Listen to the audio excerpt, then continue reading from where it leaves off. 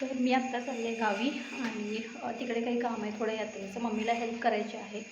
कारण तिथे ती एकटी आहे. एवढे दिवस मला जायलाच जमलं नाही तिथं काय हेल्प करायला. तर आज मी जाते आणि आज आहे बुधवार. तर 7 तारीख आहे आज.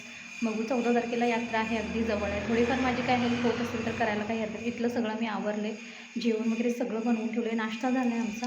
हे जॉबला गेले, ग्रेशो अजून गावावरून आलेली नाही आहे. सासूबाईंबरोबर ती आम्ही रात्री गावी जाऊन आलो, तर ती अजून आलेली नाहीत. ती लोक आता येत आहेत, बसमध्ये आहेत आणि मी जाते. गवंडी आलेत, काम चालू आहे. एक टायमाचा चहा मी दिला आहे, आता नंतरचा सासूबाई करून देतील. चला मी निघते. अशी सध्या माझी धावपळ चालू आहे, कंटिन्यू जाणे. 11 वाजल्यापासून मी इथं बसले, बस झाली जेव्हा जेव्हा गावी जायचं असेल तेव्हा पावसाप्रमाणे खूप कंटाळा आला. खूप वेळ झाला बसले मी इथं, अक्षरशः म्हणजे पाय दुखायला लागले. आता मी उभी होती मी मगाचपासून. 11ची बस, 11 ते 11:15ला ती बस येते आणि ती बस आज आली 12:45ला. त्याच्यानंतर मी 1:30 वाजता घरी पोचल्यानंतर थोडा वेळ बसली, जेवण वगैरे केलं आणि आत्ता जे काम होतं ते काम करायला मी घेतलं आहे.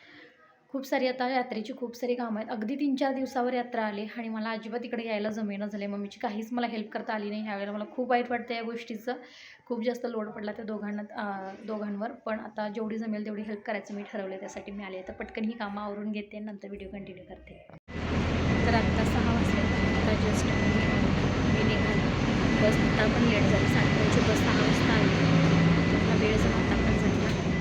बस पूर्ण खाली, फक्त मी एक आणि अजून कुठे पॅसेंजर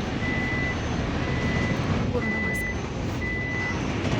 तर आज मी ग्रेशूचं आज म्हणजे रिटर्न पार्सल केलं होतं. आज आलेलं तो मिशोवाला आणि एक्सचेंजचं आजच होतं आणि तो आजच नवीन पार्सलसुद्धा आलं. हे ग्रेशूसाठी मी काही ड्रेस मागवले, म्हणजे 2 आहेत जे मला खूप छान वाटले.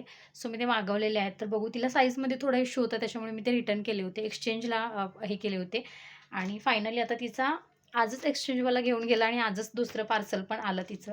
थोडं मोठे फ्रॉक मागवलेत. बघूया आता तिला कितपत येत आहेत. आणि मी गावावरून आल्यानंतर घरातलं सगळा स्वयंपाक वगैरे आवरून घेतला. घर पूर्ण आवरलं. खूप अस्तव्यस्त पडलेलं होतं. इकडे सगळा पसारा होता. किचन तरी अजिबात जेवण करून भांडी वगैरे सगळे ठेवलेले. आत्ता मी सर्व आवरले किचनवरचं. त्याच्यामुळे आता जास्त काही कामं नाही आहेत आणि पाणी मारायची तर अजिबात एनर्जी नाही आहे. आज खूप थकले मी, खूप धावपळ झाली माझी. तर आज छान अशी झोप घेणार आहे. बघू आता उद्यापासून परत रुटीनलाच लागावंच लागणार आहे.